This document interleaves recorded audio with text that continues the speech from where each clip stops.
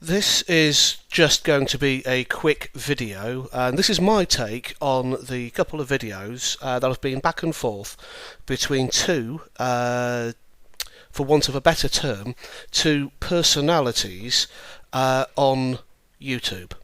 Now, I am posting this to one of the two gentlemen involved, purely because the other gentleman involved in this, for want of a better term, debate, has actually disabled the ability for you to comment on his videos. Straight away, I believe that this shows that he is not someone in which we can deal with with a priori faith.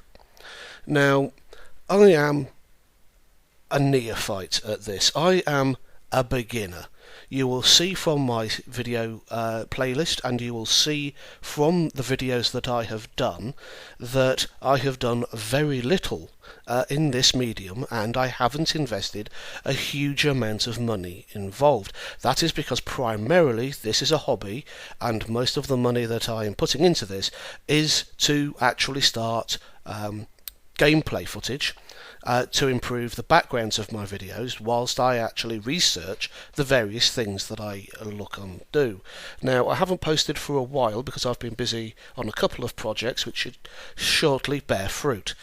And it is because it has taken me the time to research and gain these numbers, is the fact that I feel that this series of videos that I'll be doing on the history of certain gaming types will actually be worth watching. Will be because I haven't just gone, I feel this, I feel that, and I feel the other.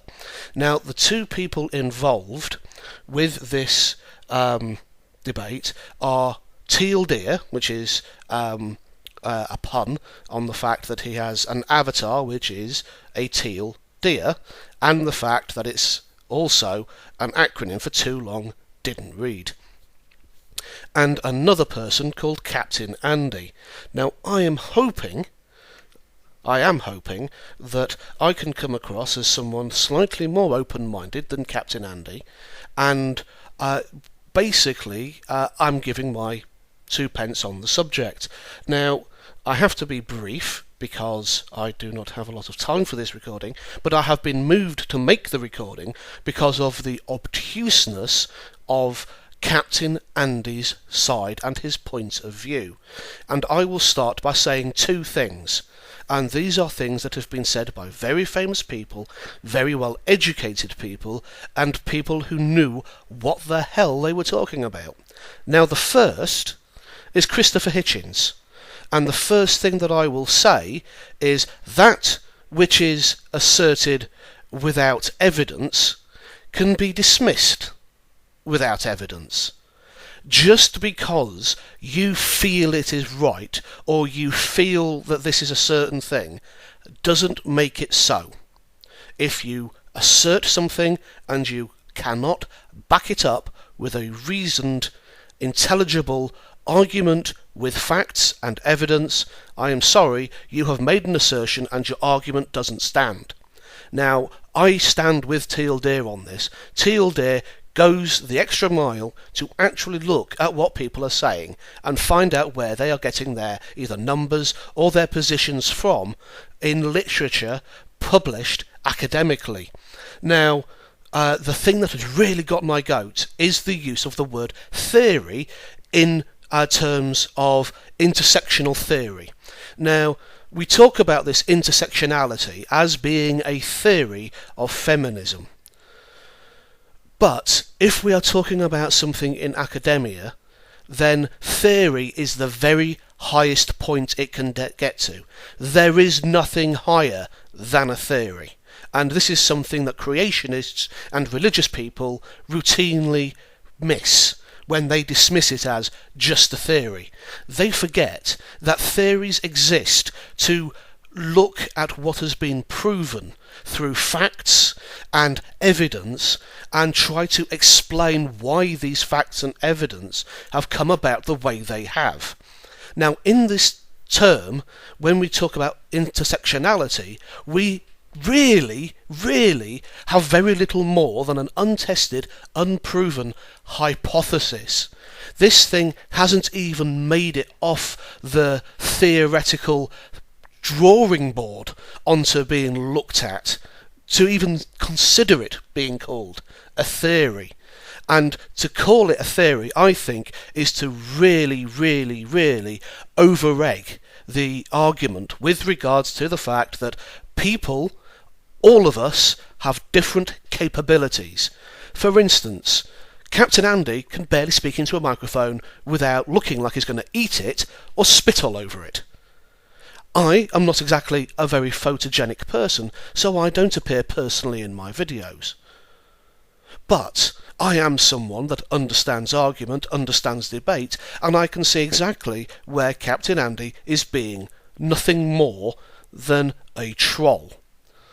He is white knighting, but he is still being a tone troll. He is looking at what something is being said and strawmanning it to within an inch of its life.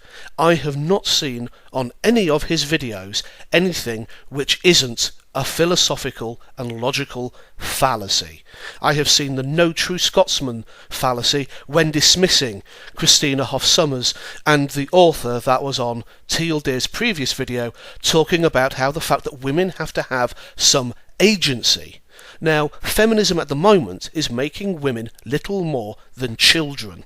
They are infantilizing and actually being quite misogynistic towards women by turning around and saying that they aren't able to make their own decisions. They can't take responsibility for their own decisions. And the number one acid test that I use is when talking about drinking and consent, I say, okay, what about driving? Because both activities, both sex and driving, require you to move away from the establishment where the drinking activity was taking place. Now, it matters little if you are going down an alleyway or going to someone's hotel room, getting into a car. You are moving away from an activity which has one social meaning into an activity where you have had to make a decision at some point. Now, why is it that if a woman drinks, she suddenly has no agency when it comes to sex? She automatically, if she has said, I have had a drink, is assumed nowadays that she can't consent. There is no grey area, there is none of this, oh but. The way in which the law is now phrased, a woman can have a glass of wine, be completely compos mentis, and she can turn around and says, I had too much to drink and I did not consent. But if the same woman was to get behind the wheel of a car and was stopped down the road half an hour later, she should possibly be looked at for drinking under the influence of alcohol. Now, depending on how much that she's had to drink, depends on how much she is impaired and how it has affected her. But why is it that a man, under both circumstances, both sex and driving, has agency? He is held responsible for his actions. And yet on the other side, if we were to hold a woman to the same standard, that's a rape apologist argument. That's saying, oh no, she was raped, she couldn't consent. Bollocks. Consent is, do you want a cup of tea? Oh yes, please. Consent is, do you want to come up to my hotel room at 4 o'clock after we've been drinking all night? Oh yeah, go on then, because nothing bad will happen. When you just think he's being really nice and friendly and everything else. People forget that alcohol is something that makes us lose our inhibitions. And when we sober up, we may not like what we've done ourselves. But just because you feel guilty, and you don't like what you've done because you feel ashamed, dirty and everything else, does not make it rape. And it is something that I feel is a proper discussion that we have to have in a grown-up way in the UK and in the US. But why is it that as soon as someone says, we need to have this discussion, immediately the brakes are slammed on, oh no, that's rape apology, that's misogynistic. No. treating women like they're some little precious flower who have to be coddled, wrapped in cotton wool, and are not able to make their own decisions. Now that's misogyny. That is debilitating, it's insulting, and it's demeaning to women. And who are doing this? The feminists. The feminists who want to demonise all men, who just look at a woman and go, oh look, he's out to rape you. It's a culture of fear. It's a culture of control. If they get women so scared that they can't walk outside of their door because a man will jump them, what have they achieved? They haven't achieved equality for women. They haven't even really managed to demonise men. All they've done is they've kept men and women apart. They've made women afraid. And if they've made women that afraid, then they have control. Now, what I'm seeing is something that is very Orwellian, very 1984. We are talking all the time about what is a feminist, what is an egalitarian, what is rape apology, what is misandric, what is misogynistic. And all we are seeing is a shifting of the goalposts on the feminist side to look and turn round and say that a word doesn't mean what it says in the dictionary. They have even turned around and said that definitions are patriarchal. Evidence is patriarchal. We can't rely on it because it's a tool of the patriarchy to oppress women. I want everybody to look at the lessons that were forecast in both 1984 and The Handmaid's Tale. The Handmaid's Tale by Margaret Atwood is a fictional story of where, some point in the future, the religious manage to get a stranglehold in a war. And it doesn't tell you which denomination it is. All it tells you is that they're fighting against the Baptists and they're fighting against the Catholics and a couple of other people. Okay? And what it is women that are capable of breeding are chattel. They are slaves. And who is it that has made them this way? It's the women that can't bear children. It's not the men. It's women. It's a matriarchal society. And this matriarchal society has deemed that in order for men to be able to get sex, then the men have to do certain things in war and everything else. And because there isn't enough women to go around, then these specialist women, these handmaids, are passed around. And if they can't have a child with one person after so many attempts, they're shuffled onto somebody else, so that every man can have their turn. This isn't some power fantasy by a man. This is something which we are sleepwalking into by women. And now a lot of you will turn around and say, well, how come we're sleepwalking into it? Slut-shaming. The fact that women are telling other women how to live their life. The fact that women are being scared of men. It's a control of the mind. If you control the mind, you control the body. If you control how people think now, you can control how they think of the past. If you can control how they think of the past, you control their future. And if you control their future, you control them completely.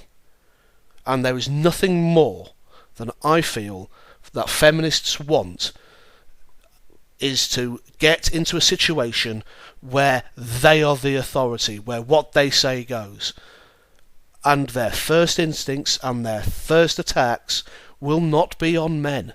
They will be on the freedoms of women. They will be all those major strides that came through from the 50s and 60s into a free society will be undone, and we will be returned to a situation where men and women can't socialise because of this underlying sexual undertone that other people put on it. And that is very dangerous. I applaud Teal Deer for what he's doing, but I cannot listen to this Captain Andy and think that this is someone who's supposed to be from the same country as me, who doesn't understand that if you are a victim of domestic violence as a man, there isn't a single shelter out there for you. There are 10 bloody helplines for domestic violence, and the only one that has any language to do with a man is if you are afraid of becoming violent towards your partner.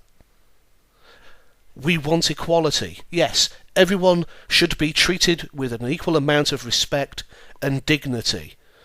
We are equal in terms of value, but we are not equal in terms of the way our minds work. We are not equal in the terms that our bodies work. That's why we have top athletes. That's why we have top scientists. That's why we have top mathematicians, and we have top singers and film directors and artists. We all have different skills. Some of those skills are worth more money than others, but the basic fundamental right about life does not put one person above another. We are all born with certain inherent flaws and certain inherent advantages, and this is what feminism is trying to take over with intersectionality, and it's got to stop. Thank you, Teal Deer, for your videos, and I really do wish that Captain Andy, who has got to be one of the thickest white knights I've had the displeasure to come across on YouTube, finally grows a second brain cell and gets a clue. And for those of you who have listened to this rant, I thank you so very much, and I hope that you will contact me, because I'll leave my comments open. Because if people want to disagree with me, that's fine. We can disagree in a civil and common tone, and we can have a discourse, a dialogue, which is two people. Not two people talking past each other, but two people looking at the way in which views are represented and actively discussing them.